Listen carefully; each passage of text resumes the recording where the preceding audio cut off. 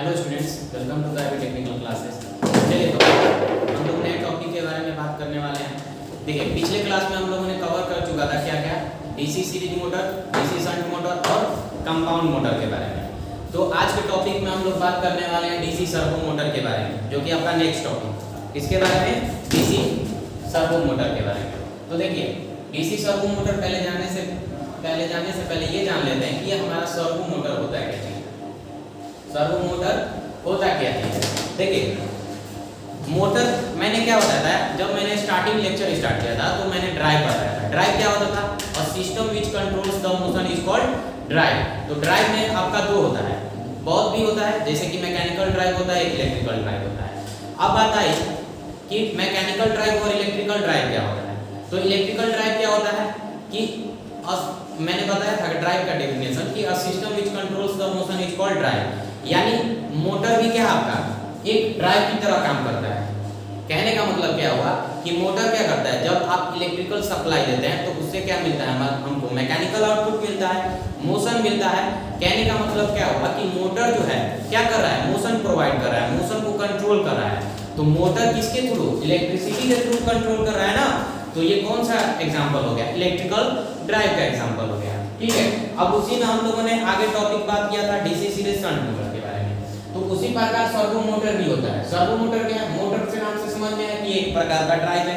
यानी कहने का मतलब ये भी क्या करेगा? पोजीशन को कंट्रोल करेगा या स्पीड को कंट्रोल करेगा। तो सर्वो मोटर जो होता है एक्चुअली जो होता है, इसका मेन पर्पस जो होता है, जो वर्क करता है, वो क्या करता है? पोजीशन को कंट्रोल करता है। ठीक है, वेलोसिटी को क्या करता है? कंट्रोल करता है, यानी स्पीड कंट्रोलिंग का काम करता है। जैसे कि बात करते हैं, जैसे कि आप रैप्टर जेट फाइट विमान देखे होंगे, उसमें क्या होता है कि जो आपका फ्लाइट कोई आपका विमान होता है, उसमें ऐसे उसका क्या होता है? डायना होता है। क्या होता है कि डायना को अगर उसको क्या करना होता है, अपने डायरेक्शन को चेंज करना होता है, तो ये डायना क्या होता है? इसको मोड़ना पड़ेगा। क्योंकि हम लोग मान के चलिए मैं, ठीक है, अब मैं यहाँ पर हवा में मैं फ्लाई कर रहा हूँ, ठीक है, अगर मुझे अपने डायरेक्शन को चेंज करना होगा तो इसको अगर अपवर्ड कर दूंगा और इसको डाउनवर्ड कर दूंगा तो क्या मेरा डायरेक्शन चेंज हो जाएगा कि नहीं हो जाएगा? बिल्कुल हो जाएगा।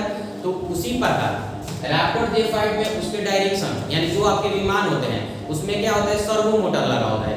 ये सर्वो मोटर उसके डायना को क्या करता है? कंट्रोलिंग करने का काम करता है। कहने का मतलब क्या हो रहा है कि ये डायना के पोजीशन को क्या कर रहा है? कंट्रोल करने का काम कर रहा है। पोजीशन को क्या कर रहा है?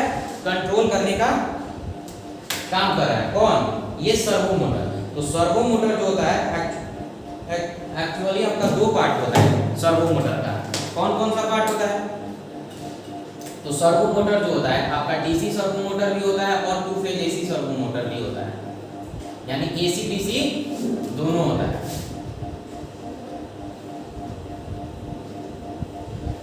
सर्वो मोटर आपका थ्री फेज भी होता है, लेकिन थ्री फेज का उतना एप्लीकेशन नहीं होता, इसलिए उसके बारे में हम लोग नहीं स्टडी करते हैं। ठीक है, आपके सिलेबस में केवल डीसी सर्वो मोटर पढ़ना है। ठीक है, तो देखते हैं डीसी सर्वो मोटर क्या चीज होता है। देखिएगा, डीसी सर्वो मोटर क्या होता है? डीसी सर्वो मोटर जो होता है आपका एक स्मॉल डीसी मोटर होता है। क्या होता है? स्मॉल डीसी मोटर होता है।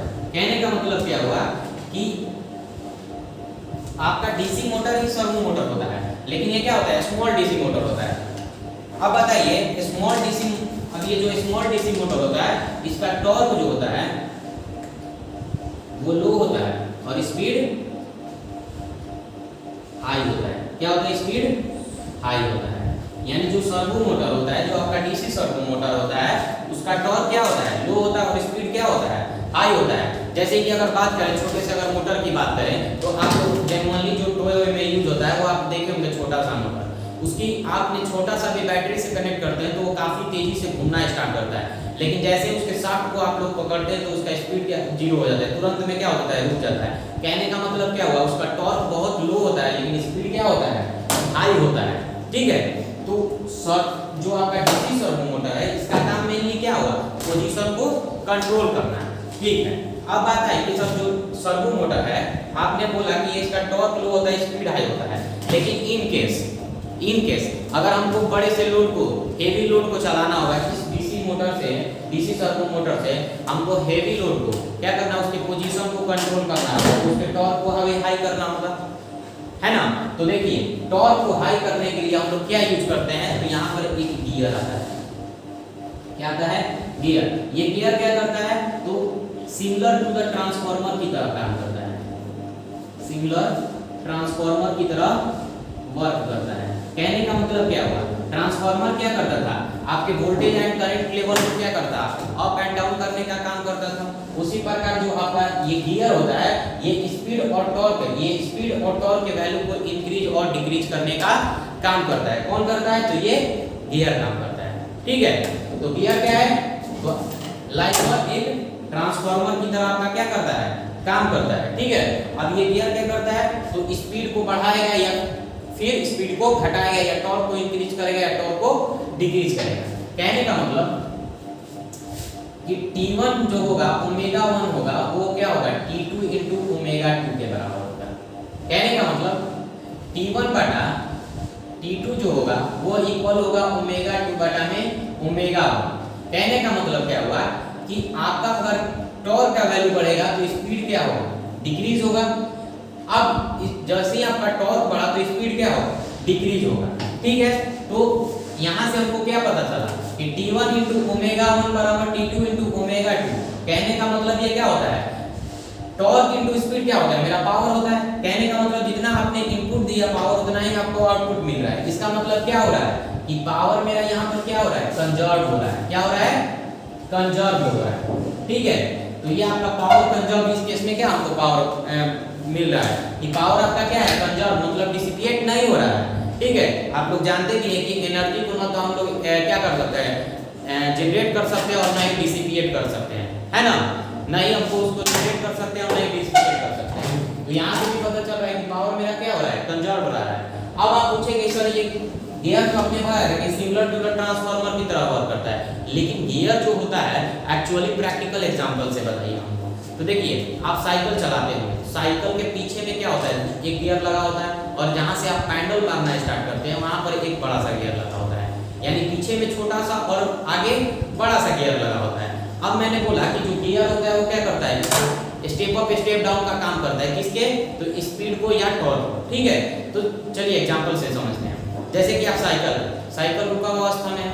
अब जैसे ही रुका हुआ अवस्था में होता है, तो जैसे ही आप पैडल पर क्या करते हैं, प्रेशर यानी फोर्स लगाते हैं परपेंडिकुलर, तो आपका क्या होता है, गियर पर जाकर फोर्स लगता है और गियर क्या होता है, रोटेट करना स्टार्ट करता है। कहने का मतलब क्या हुआ कि इनिशियली आपने हाई टॉर्क लगाया, इनिशियली आपने टॉर्क क्या दिया, हाई दिया, तो स्पीड क्या मिला, मेरा लो।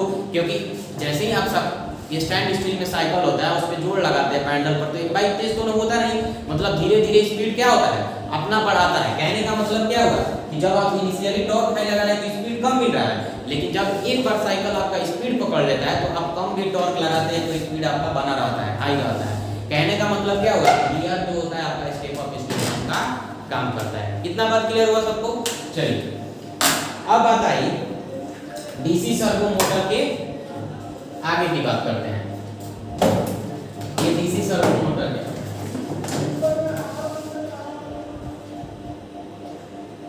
अब देखिए डीसी सर्वो मोटर के समझने से पहले हम लोग सर्वो मोटर के ब्लॉक डायग्राम के बारे में जान लेते हैं कि सर्वो मोटर काम कैसे करता है। तो मैंने बताया था सर्वो मोटर क्या होता है, आपका पोजीशन कंट्रोल करने का काम करता है। ठीक है, तो अब देखिए अब मुझे क्या करना है, इस आउटपुट यहाँ पर कोई लोड लगा हुआ है, जो भी आपका इक्विपमेंट लगा हुआ है उसके पोजीशन को मुझे क्या करना होगा, कंट्रोल करना होगा। तो उसके लिए मैंने क्या लगाया, यहाँ पर सर्वो मोटर लगाया।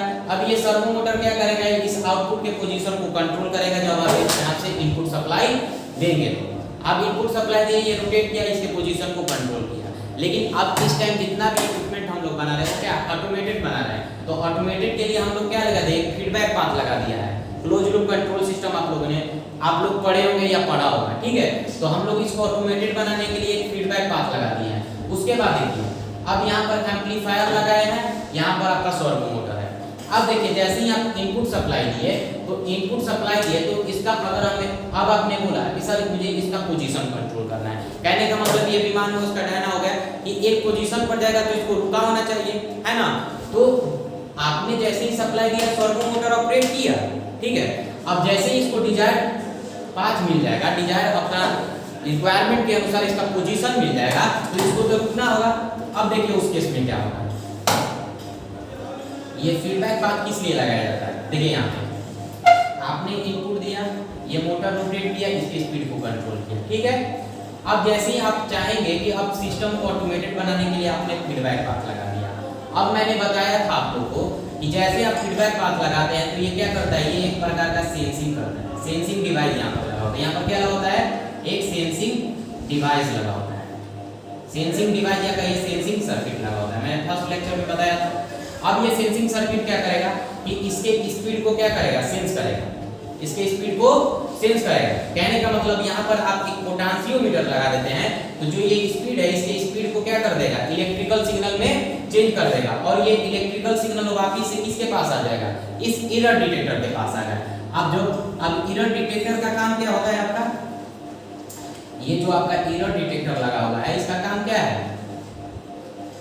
एरर डिटेक्टर का काम क्या है कि एरर सिग्नल को जनरेट करना, ठीक है।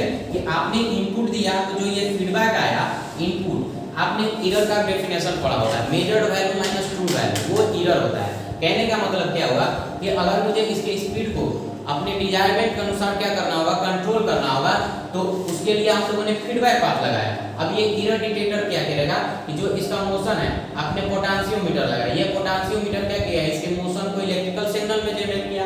अब ये एरर डिटेक्टर के पास आया, तो एरर डिटेक्टर के पास जितना आया, कहने का मतलब क्या हुआ? जो इसका आउटपुट आया, मान लीजिए बी ऑफ टी आया, बी ऑफ टी आया और यहाँ से आपने इनपुट लगाया आर ऑफ टी, तो एरर डिटेक्टर क्या करेगा? इन दोनों को कंपेयर करेगा और एक एरर सिग्नल जनरेट कर देगा। कहने का मतलब क्या हुआ? कहने का मतलब क्या हुआ कि आपके डिजायरमेंट के अनुसार ये आउटपुट जो आपने लोड लगाया है, आउटपुट इसको मिल रहा है। आप यहाँ पर एक लोड लगाइएगा तो इस लोड को उस डिजायर्ड वैल्यू आपका मिल रहा है कि नहीं, तो उसको चेक करने के लिए हम लोगों ने एरर डिटेक्टर लगाया। अब ये एरर डिटेक्टर उसके हिसाब से क्या करेगा? चेक करेगा। कहने का मतलब आपने इनपुट दिया कि इसके पोजीशन को कंट्रोल करने के लिए। अब जैसे ही अपने पोजीशन पर पहुंचेगा तो यहाँ से जितना पोजीशन पर पहुंचा यहाँ से ये फीडबैक कर देगा किसको? एरर डिटेक्टर को। अब जितना दिया, अगर रिक्वायरमेंट के अनुसार ये आपका आउटपुट जो पोजीशन अपना ले लिया, तो यहाँ से क्या होगा कि इनपुट और जो फीडबैक पाथ से आ रहा है सिग्नल, वो दोनों का कंपैरिजन क्या हो जाएगा? आपका जीरो हो जाएगा। क्या आ जाएगा? जीरो हो जाएगा। कहने का मतलब यहाँ पर कोई एरर सिग्नल जनरेट ही नहीं होगा। इसका मतलब क्या हुआ कि आपका लोड को सफिशिएंट डिजायर्ड जो रिक्वायरमेंट है उसका स्पीड मिल रहा है ना, तो उसके हिसाब से आपका एरर डिटेक्टर काम कर देता है। अब आप बोलेंगे कि ठीक है सर, आपने बोला कि जैसे इसको डिजायर्ड मिला तो एरर सिग्नल मेरा जीरो आ गया और मेरा प्रॉपर्ली वैसे उसी प्रकार से मेरा डिजायर्ड पाथ पर जाकर मेरा जो आपका मान चलिए इसके एग्जांपल से समझ, ये अपने डिजायर्ड पाथ पर चल गया, इतना पर जाना था ये इतना पर चल गया, तो एरर सिग्नल मेरा जीरो हो गया। लेकिन मान के चलिए अगर ये मेरा डायना है, अगर मेरा थोड़ा सा अगर एरर दे दिया, मतलब इतना पर जाना था लेकिन इतने ही पर आ गया, इसका मतलब क्या हो? कुछ ना कुछ एरर है, तो यहाँ पर आएगा ये। अब ये एरर जनरेट होगा, दोनों कंपेयर करेगा तो कुछ एरर सिग्नल जनरेट होगा। अब ये एरर सिग्नल क्या होगा? मान के चलिए बहुत स्मॉल अमाउंट में होगा, तो ये मोटर इसको सेंस ही नहीं कर पाएगा कि मेरा कितना एरर जनरेट होगा। तो इसी के लिए हम लोग एम्पलीफायर लगाते हैं। ये स्मॉल सिग्नल को भी क्या कर देगा? लार्ज में कन्वर्ट कर देगा, ताकि आपका क्या हो जाए? ये मोटर सेंस कर पाएगा और उसी प्रकार से आपका ये सेंस कर लेता है। तो सर्वो मोटर किस प्रकार से काम करता है ये समझ में आया? चलिए, तो नेक्स्ट लेक्चर में हम लोग देखेंगे डीसी सर्वो मोटर के ब्लॉक डायग्राम के बारे में, और वहाँ पर हम लोग अपना डीसी सर्वो मोटर कंप्लीट करेंगे। ठीक है।